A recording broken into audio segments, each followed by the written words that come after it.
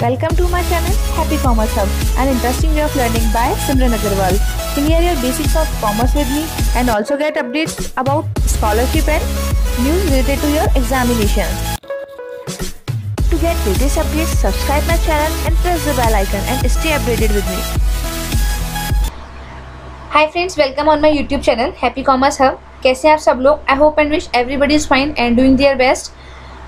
अगर हम देखें तो एक काफ़ी अच्छी योजना जो राजस्थान में रन कर रही है, नाम है उसका विद्या संबल योजना। वैसे तो काफ़ी सारे कैंडिडेट्स को इसके बारे में पता है और काफ़ी सारे कैंडिडेट्स इसमें काम भी कर रहे हैं, बट इसके बाद भी बहुत सारे लोग हैं जिसको इस योजना के बारे में नहीं पता, और पता भी है तो कुछ क्वेरीज ऐसी हैं कि वो क्लियर नहीं कर पा रहे हैं। तो इस वीडियो को पूरा देखिएगा ताकि आपके जितनी भी क्वेरीज हैं वो एक ही वीडियो से सॉल्व हो जाएँ।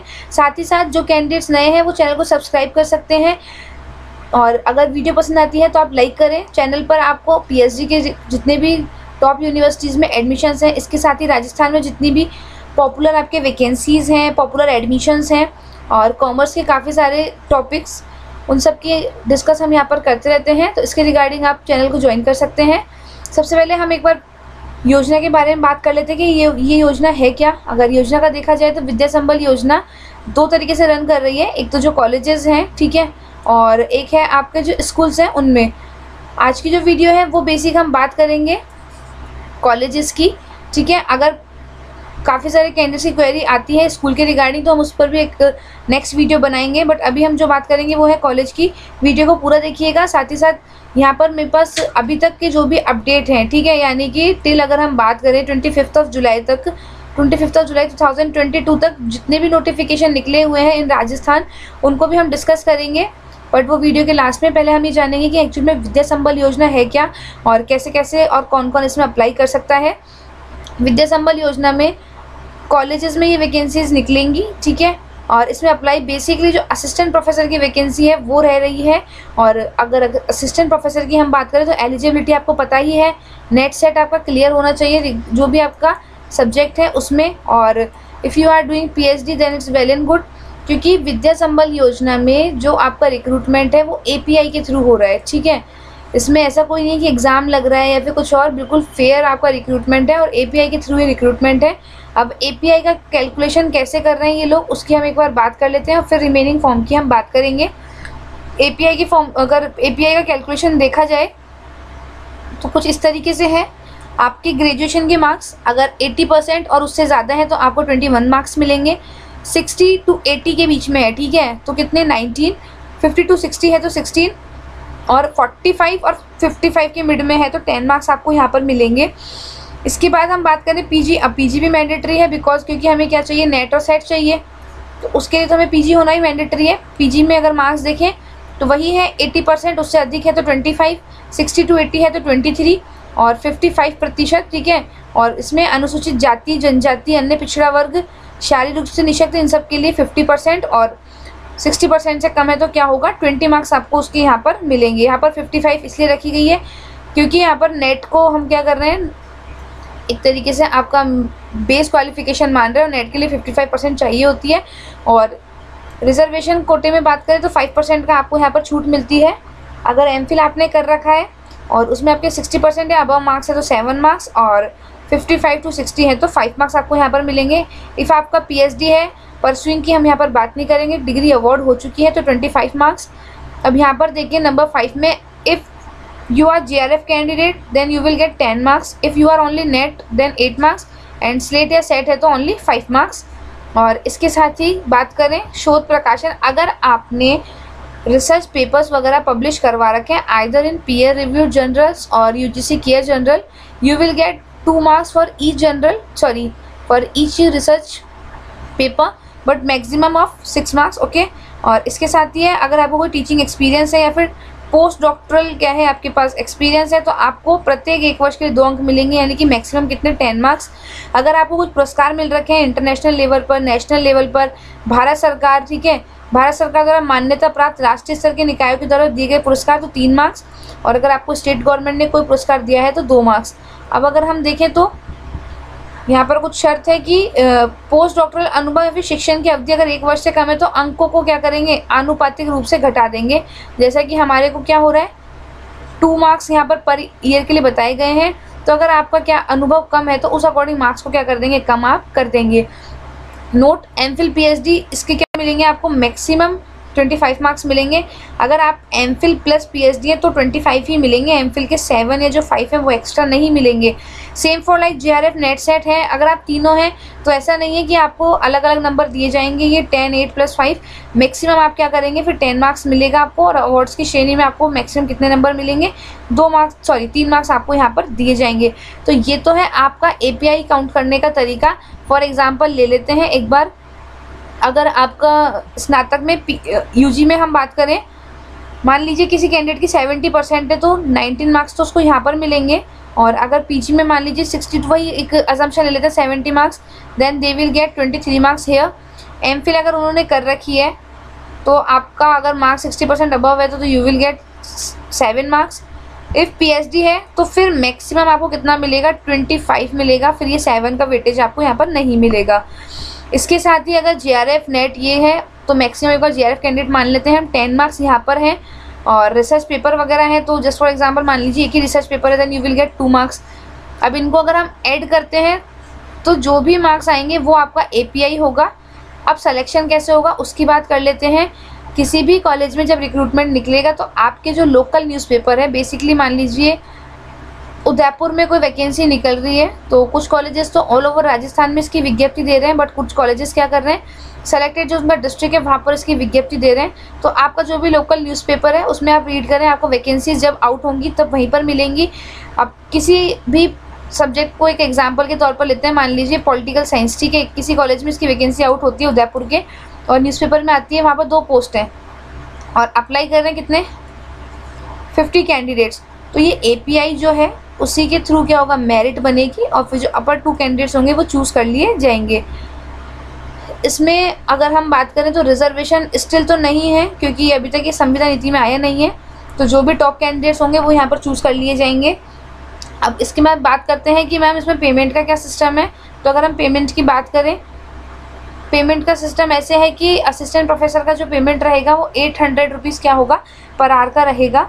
और इसके बाद जो आता है आपका associate professor 1000 rupees per hour, and जो प्रोफेसर्स होते हैं वो 1200 per hour, but maximum of 45,000। ऐसे नहीं कि आप लाइक मान लीजिए दिन के 5 आवर्स वर्क कर रहे हैं और करे जा रहे हैं तो आपका रिम्यूनरेशन बढ़ जाएगा, नहीं, मैक्सिमम आपको 45,000 का पेमेंट मिलेगा। तो इसके रिगार्डिंग बात करें तो मंथ के कुछ 56 या 57 लेक्चर्स आपको देने होंगे वहाँ पर, यानी कि आपके रिगार्डिंग कॉलेज में बेसिकली 3 ही यहाँ पर क्या है आपके लेक्चर्स हैं पर डे। मोटा मोटा तौर पर देखे जाए तो इससे ऊपर लेक्चर होते नहीं है, क्योंकि फर्स्ट सेकंड थर्ड ईयर की अगर हम बात करें तो आपके कितने लेक्चर्स होते हैं पर लेक्चर, इन पर सेक्शन कह सकते हैं, क्लास कह सकते हैं, तो 3 लेक्चर यहाँ पर, एंड 45,000 पर मंथ आपको मैक्सिमम यहाँ पर मिलेगा। सह आचार्य की बात करें तो 1000 रुपीज़ और 52,000 मैक्सिमम है, और आचार्य में 1200 और 60,000 क्या है मैक्सिमम ऑफ द रिम्यूनरेशन यहाँ पर है। और इसके साथ ही अब एक फॉर्म की बात कर लेते हैं हम। यहाँ पर फॉर्म हम यहीं पर देख रहे थे स्टार्टिंग में, तो यहीं पर देख लेते हैं, ये फॉर्म का पैटर्न है। ध्यान रखिए अगर किसी भी कैंडिडेट को इस फॉर्म का PDF चाहिए तो मेरे टेलीग्राम चैनल पर अवेलेबल है, और टेलीग्राम चैनल का जो लिंक है वो डिस्क्रिप्शन में अवेलेबल है। इसके साथ ही विद्या संबल योजना को लेकर अगर आपको स्टिल कोई कन्फ्यूज़न रहता है, कोई क्वेरी रहती है, तो आप कमेंट सेक्शन में या फिर व्हाट्सएप पे पूछ सकते हैं। व्हाट्सएप का नंबर भी डिस्क्रिप्शन में अवेलेबल है। ये फॉर्म का पैटर्न है, और PDF के लिए मैंने आपको बता दिया, यू मे कॉन्टैक्ट विद्या संबल योजना। ये कॉमन फॉर्मेट है। कुछ कॉलेजेस क्या कर रहे हैं, कुछ कॉलेजेस यहाँ पर पर्टिकुलर अपना नाम देकर अपना जो भी वेबसाइट है वहाँ पर अपलोड करते हैं, वहाँ से आप डाउनलोड करके अप्लाई कर सकते हैं। और अगर कॉमन फॉर्मेट भी देते हैं तो कहीं कोई इशू नहीं है। आवेदित विषय यानी कि जिसमें आप आवेदन कर रहे हैं, फॉर एग्जाम्पल हमने पॉलिटिकल साइंस का लिया था तो पॉलिटिकल साइंस यहाँ पर आ जाएगा। आपका फ़ोटो और आपकी क्रॉस सिग्नेचर यहाँ पर होने चाहिए, और इसके साथ आवेदक का नाम, ठीक है, यानी कि आपका नाम, पद, सेवानिवृत्त होने पर यदि आप पहले से किसी जॉब में थे और सेवानिवृत्त हुए तो वहाँ पर नाम, फादर का नाम, मदर का नेम, ठीक है, आपकी जन्म दिनांक, मोबाइल नंबर, व्हाट्सएप नंबर, आपका जो पता है, मेल ID। इसके बाद शैक्षणिक योग्यता आपकी, ठीक है, 10th 12th UG PG MPhil PhD net JRF slate वगैरह है, और कंप्लीट इन्फॉर्मेशन आपको यहाँ पर देनी है। इसके साथ ही अगर आपने कोई पेपर वगैरह पब्लिश करवाया है, ठीक है, तो वो सब भी आपको क्या करना है यहाँ पर साथ में देना है। कुछ एक्सपीरियंस है तो वो भी साथ में होगा, यहाँ पर आपके सिग्नेचर आ जाएंगे। और ये की तरीके से शपथ है तो यहाँ पर भी आपका सिग्नेचर आ जाएगा। कुछ चीज़ें हैं वो हम देख लेते हैं।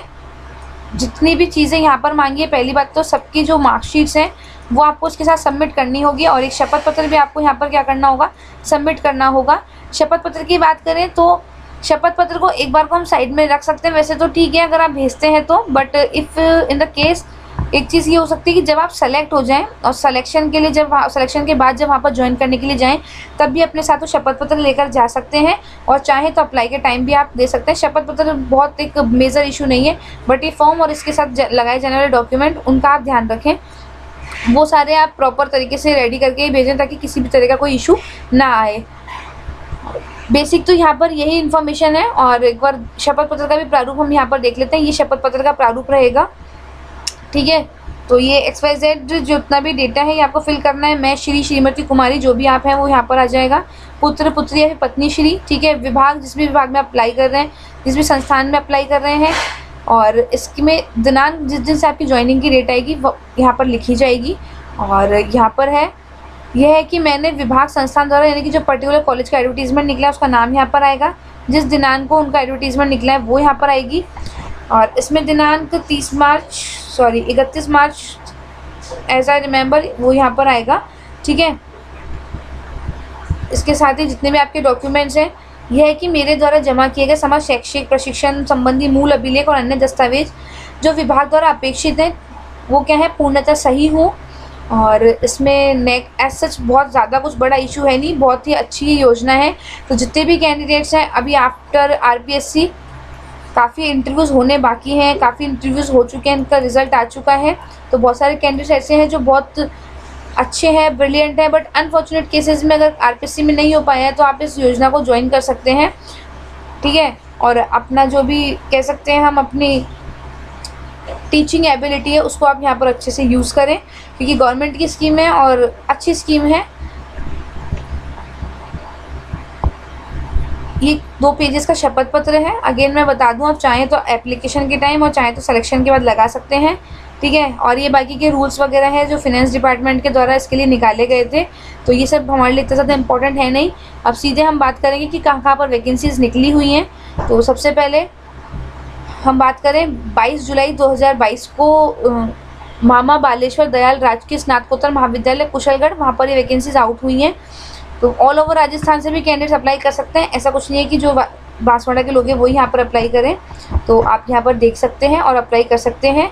आयुक्तालय कॉलेज शिक्षा राजस्थान जयपुर के आदेश क्रमांक F1 विद्या संबल, और ये जो भी है 14 जुलाई एवं वित्त विभाग के परिपत्र क्रमांक 2021 दिनांक 30 मार्च, ठीक है। जो वहाँ पर मैंने बताया था 30 मार्च आएगा, वहाँ पर 31 मार्च नहीं।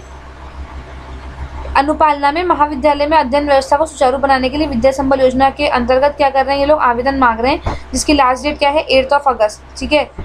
अब 8 अगस्त तक आपके जो भी फॉर्म है और रिगार्डिंग डॉक्यूमेंट है वो इस कॉलेज तक पहुंच जाने चाहिए। अब या तो आप जाकर खुद से सबमिट करके आ सकते हैं, और या फिर क्या कर सकते हैं बाय स्पीड पोस्ट। ध्यान रखिएगा स्पीड पोस्ट ही करिएगा, नॉर्मल पोस्ट में बहुत बार ऐसा होता है अगर पोस्ट मिस हो गया तो आपके हाथ से ये वाली पोस्ट मिस हो जाएगी, तो आप इसका थोड़ा सा ध्यान रखें।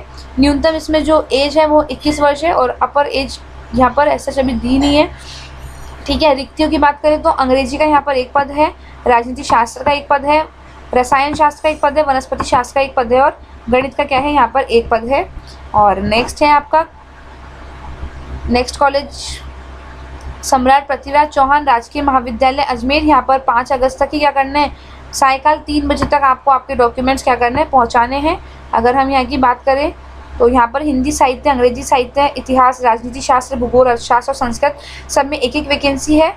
वापस बता दूँ जितनी भी नई वैकेंसीज आएंगी उनके अपडेट के लिए आप टेलीग्राम चैनल ज्वाइन कर सकते हैं मेरा, और इसी के साथ मुझे व्हाट्सएप पर हाई लिखकर मैसेज भेज सकते हैं, and I will add you in my contact list, ताकि जो भी मैं स्टेटस अपडेट करूं आप वहां से जितनी भी इन्फॉर्मेशन है वो गैदर कर सकें और अपना जो भी रिस्पेक्टिव पोस्ट है उसके लिए अप्लाई कर सकें।